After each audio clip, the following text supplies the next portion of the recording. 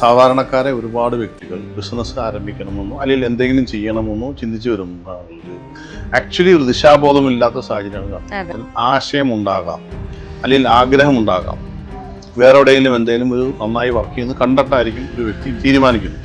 ഈ തീരുമാനിച്ചുകൊണ്ട് മാത്രമായില്ല, ഈ ആശയത്തെ വ്യക്തമായിട്ടും ഡോക്യുമെന്റ് ചെയ്യണം.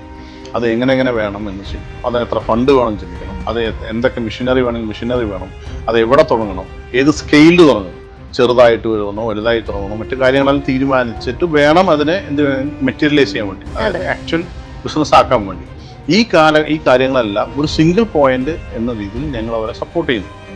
അതാണ് നമ്മുടെ ബേസിക് എയിം എന്ന്. ഇത് നമ്മളില്ലാതെ ചെയ്യുന്നവരുണ്ട് അല്ലേ, നമ്മളെ പോലത്തെ പ്രസ്ഥാനം ഇല്ലാതെ തനിയെ പോകും. പക്ഷെ അവരെന്ത് ചെയ്യും, ഒരു 10 സ്ഥലങ്ങളോ 50 സ്ഥലങ്ങളിലോ 50-100 തവണ പോയിട്ടായിരിക്കും ഈ കാര്യങ്ങളെല്ലാം ആക്കുന്നത്. ഇവിടെ നമ്മൾ സിംഗിൾ പോയിന്റ് ആണ്.